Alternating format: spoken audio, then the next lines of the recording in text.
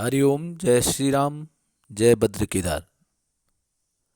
मित्रों, एक बार पुनः आपका स्वागत कर रहा हूँ श्री शिव शक्ति आध्यात्मिक चैनल पर, जहाँ पर कि मैं आपको ज्योतिष से संबंधित, आध्यात्म से संबंधित छोटी छोटी और महत्वपूर्ण जानकारियाँ उपलब्ध कराता हूँ। इसी कड़ी में आज मैं आपको बताऊंगा ज्योतिष से संबंधित छोटे छोटे कोई रोचक तथ्य, छोटे छोटे योग, और साथ साथ में आप देख रहे होंगे स्क्रीन पे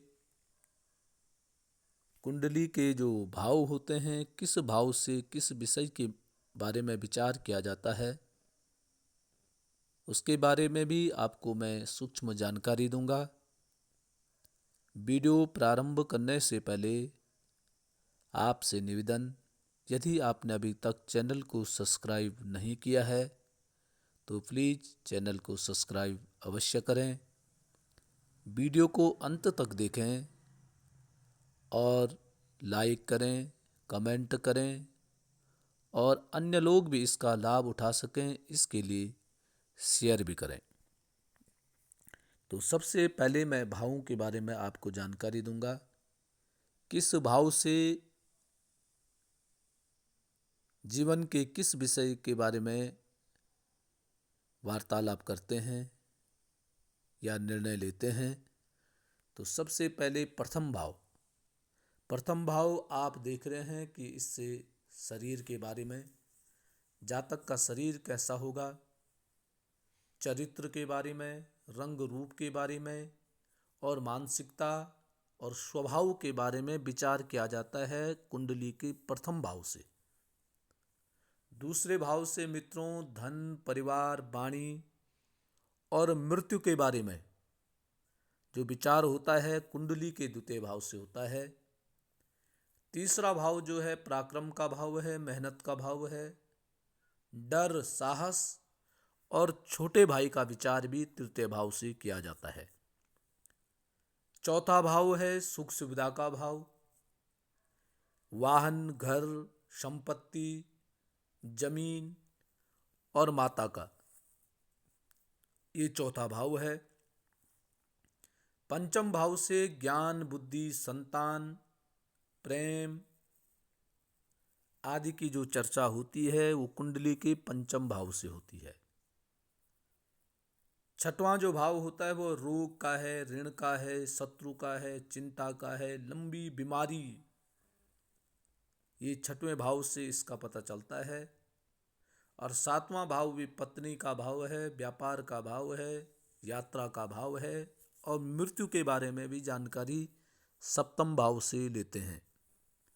अष्टम भाव हो गया आयु का भाव हो गया, दुर्भाग्य का भाव हो गया, मृत्यु का भाव हो गया। नवम भाव भाग्य, प्रशंसा, धर्म और पिता का भाव है।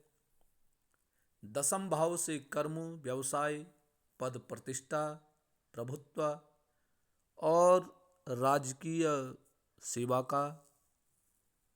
11वां भाव मित्रों लाभ का है, धन का है, मुनाफा, बड़ा भाई, लक्ष्मी का है और छोटी मोटी जो बीमारियां होती हैं उनका भी 11वें भाव से विचार किया जाता है।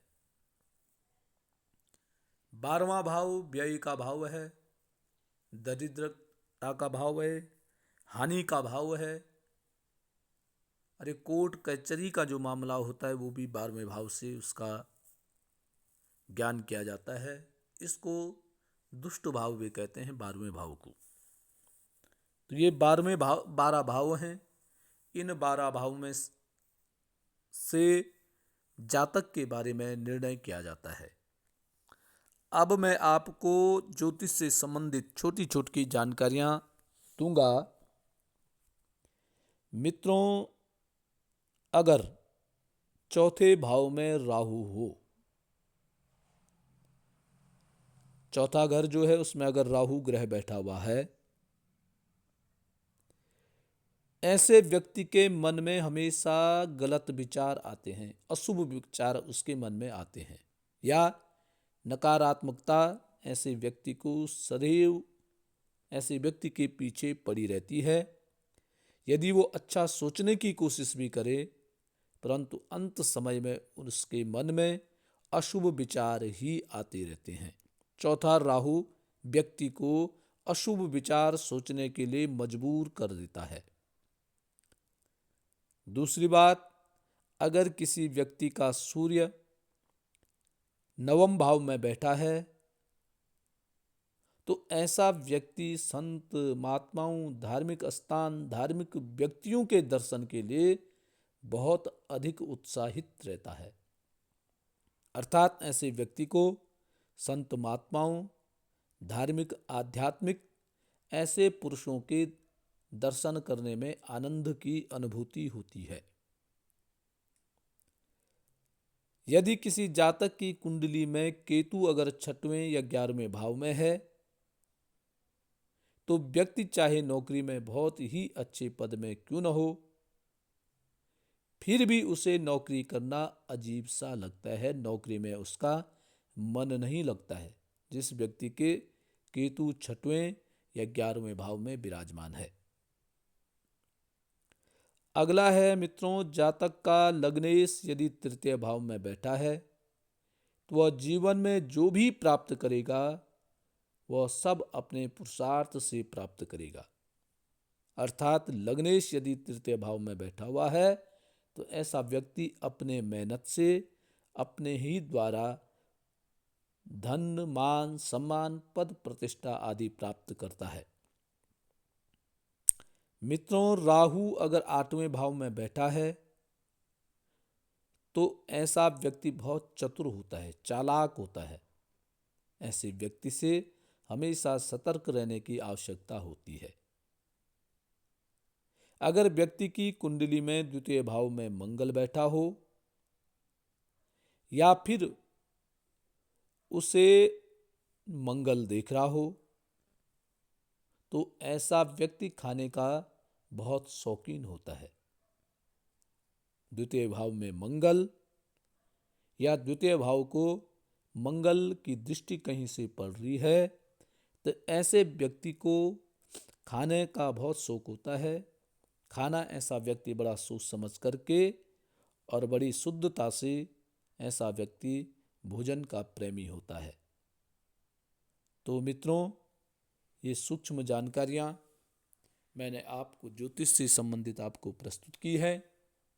मित्रों, आज के लिए बस इतना ही। कल पुनः किसी नई जानकारी के साथ आपके सामने प्रस्तुत होऊंगा। तब तक के लिए नमस्कार, प्रणाम, जय श्री राम, जय बद्र केदार।